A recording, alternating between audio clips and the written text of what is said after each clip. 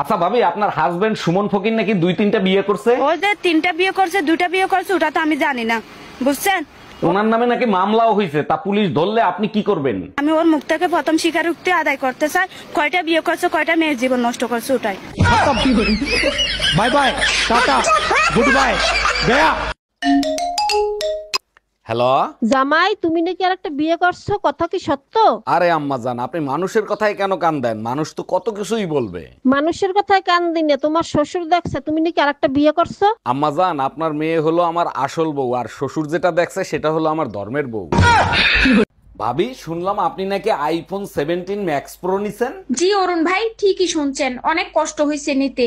কষ্ট তো হবেই, আপনার জামাই যে কিপটা কুটতে আগে না খিদার বয়তে, তার টাকা কিভাবে বের করলেন? আমার বান্ধবী তাকু আছে না, ও তো ডাক্তার, ওর কাছ থেকে অপারেশনের সব যন্ত্রপাতি নিয়ে আসছি। আপনার ভাইরে শুধু জানান দিছি, তুমি শুধু রাতে ঘুমাও, সকালবেলা উঠে দেখবা একটা কিডনি নাই।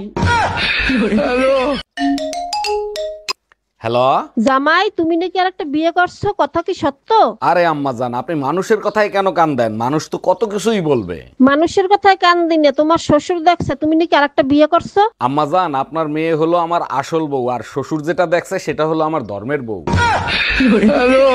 আচ্ছা, দুপুরে যে পায়েস খেলা, পায়েস কেমন হয়েছে সত্যি করে বলবা, আমার কসম। সর্বনাশ হয়েছে, সত্যি কথা বললে অশান্তি হবে, মিথ্যে কথা বলা যাবে না, কসম দিছে, কি করব?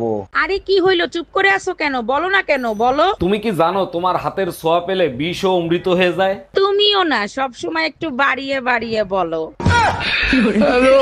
এই যে ভাইয়া শুনছেন, একটা হেলমেট দেন তো। হ্যাঁ বেবি বলো। বেবি, আমার কিন্তু ফার্স্ট টাইম, যা করবে একটু সাবধানে করো, আমার কিন্তু অনেক ভয় করতেছে। আরে বেবি, তুমি একদম টেনশন নিও না, কোনো রিস্ক নেবো না, হেলমেট নিচ্ছি, আমরা নির্জন জায়গায় চলে যাব। এই যে ভাইয়া, আপনি যে হেলমেট নিতে এসেছেন সেই হেলমেট আমার কাছে নাই, পাশে ফার্মেসি আছে, ওইখান থেকে নেন। আবে ওই কানাসুদা, নোংরা চিন্তা ভাবনা বাদ দে, গার্লফ্রেন্ডে স্কুটি চালানো শিখাবো, হেলমেট দে। গজব বেইজ্জতি। এই শোনো, আমি আরেকটা বিয়ে করতে চাই, তোমার অনুমতি লাগবে। তোমার খুশির জন্য আমি সব করতে রাজি, তুমি কাগজ নিয়ে আসো, আমি সই করে দিচ্ছি। তোমার মতো বউ পেয়ে সত্যি আমি ধন্য।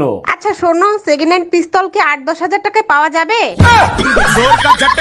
ভাবি, শুনলাম বিয়ের আগে আপনি নাকি কারো কোনো কথা শুনতেন না, এর জন্য আপনি আপনার মায়ের হাতের মাইরও খাইছেন। অরুণ ভাই, শুধু মায়ের খাই নাই, 3 বেলা ভাতের সাথে ঝাটার বাড়ি ফ্রি ছিল। বিয়ের পরে এত ভদ্র হইলেন কি করে? আজ পর্যন্ত শাশুড়ির সাথে তর্ক পর্যন্ত করতে দেখলাম না।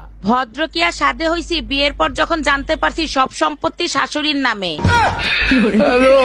টাকা পয়সা সোনা দানা যা আছে বের কর, নইলে তোর বউরে মাইরিয়ে ফেলাবো। ভাই আমার কথা শোনেন। প্লিজ ভাই, আগে উনার কথাটা শোনেন, তারপরে আপনি যা খুশি তাই করেন। ভাই আপনি যা চান তাই দেবো, ওরে আপনি তাড়াতাড়ি ছেড়ে দেন। বউয়ের জন্য এত ভালোবাসা জীবনে কোনোদিন দেখি নাই। আরে কিসের ভালোবাসা, যে কোনো সময় বউ চলে আসতে পারে, ও তো পাশের বাড়ির ভাবি। জামাই 6 মাস হয়ে গেছে, মেয়ে আমার কাছে আসছে, তুমি ওকে নিতে আসো না কেন? আপনার মেয়ে আমারে রান্না করা শিখাইছে, থাল বাসন মাজা শিখাইছে, কাপড় ধোয়া শিখাইছে। দেখছো জামাই, আমার মেয়ের কত গুণ, অল্প দিনে তোমারে কত কিছু শিখাই দিছে।